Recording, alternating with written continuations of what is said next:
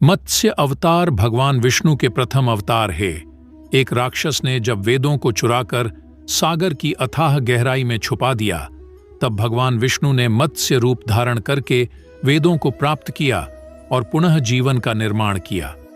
मत्स्य अवतार की कथा कल्पांत के पूर्व एक पुण्यात्मा राजा तप कर रहा था। राजा का नाम सत्यव्रत था। सत्यव्रत पुण्यात्मा तो था ही, बड़े उदार हृदय का भी था। प्रभात का समय था, सूर्योदय हो चुका था। सत्यव्रत कृतमाला नदी में स्नान कर रहा था। उसने स्नान करने के पश्चात जब तर्पण के लिए अंजलि में जल लिया, तो अंजलि में जल के साथ एक छोटी सी मछली भी आ गई। सत्यव्रत ने मछली को नदी के जल में छोड़ दिया। मछली बोली, राजन, जल के बड़े बड़े जीव छोटे छोटे जीवों को मार कर खा जाते हैं। अवश्य कोई बड़ा जीव मुझे भी मार कर खा जाएगा। कृपा करके मेरे प्राणों की रक्षा कीजिए। सत्यव्रत के हृदय में दया उत्पन्न हो उठी। उसने मछली को जल से भरे हुए अपने कमंडलू में डाल लिया। तभी एक आश्चर्यजनक घटना घटी। एक रात में मछली का शरीर इतना बढ़ गया कि कमंडलू उसके रहने के लिए छोटा पड़ने लगा। दूसरे दिन मछली सत्यव्रत से बोली, राजन, मेरे रहने के लिए कोई दूसरा स्थान ढूंढिए, क्योंकि मेरा शरीर बढ़ गया है। मुझे घूमने फिरने में बड़ा कष्ट होता है। सत्यव्रत ने मछली को कमंडलू से निकालकर पानी से भरे हुए मटके में रख दिया। यहाँ भी मछली का शरीर रात भर में ही मटके में इतना बढ़ गया कि मटका भी उसके रहने के लिए छोटा पड़ गया। दूसरे दिन मछली पुनः सत्यव्रत से बोली, राजन, मेरे रहने के लिए कहीं और प्रबंध कीजिए, क्योंकि मटका भी मेरे रहने के लिए छोटा पड़ रहा है। तब सत्यव्रत ने मछली को निकालकर एक सरोवर में डाल किया, किंतु सरोवर भी मछली के लिए छोटा पड़ गया।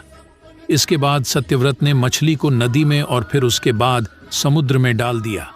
आश्चर्य! समुद्र में भी मछली का शरीर इतना अधिक बढ़ गया कि मछली के रहने के लिए वह छोटा पड़ गया।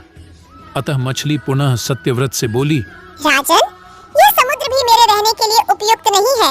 मेरे रहने की व्यवस्था कहीं और कीजिए। अब सत्यव्रत विस्मित हो उठा। उसने आज तक ऐसी मछली कभी नहीं देखी थी।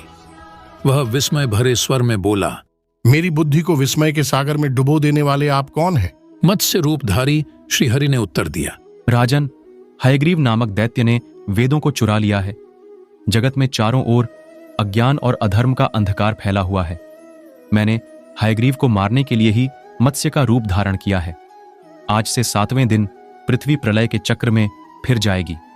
समुद्र उमड़ उठेगा, भयानक वृष्टि होगी, सारी पृथ्वी पानी में डूब जाएगी। जल के अतिरिक्त कहीं कुछ भी दृष्टिगोचर नहीं होगा।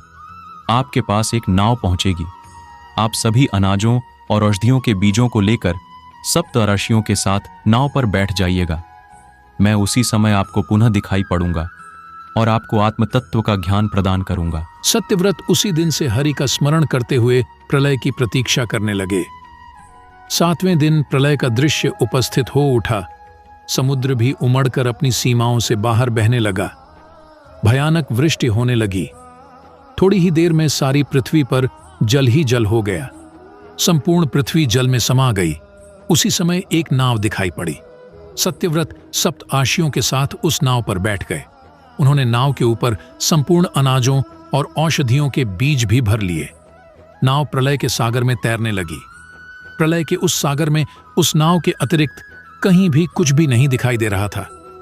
सहसा मत्स्य रूपी भगवान प्रलय के सागर में दिखाई पड़े। सत्यव्रत और सप्त आशिगण मत्स्य रूपी भगवान की प्रार्थना करने लगे। भगवान से आत्मज्ञान पाकर सत्यव्रत का जीवन धन्य हो उठा। वे जीते जी ही जीवन मुक्त हो गए। प्रलय का प्रकोप शांत होने पर मत्स्य रूपी भगवान ने हयग्रीव को मारकर उससे वेद छीन ली। भगवान ने ब्रह्मा जी को पुनः वेद दे दिए। इस प्रकार भगवान ने मत्स्य रूप धारण करके वेदों का उद्धार तो किया ही, साथ ही संसार के प्राणियों का भी अमित कल्याण किया।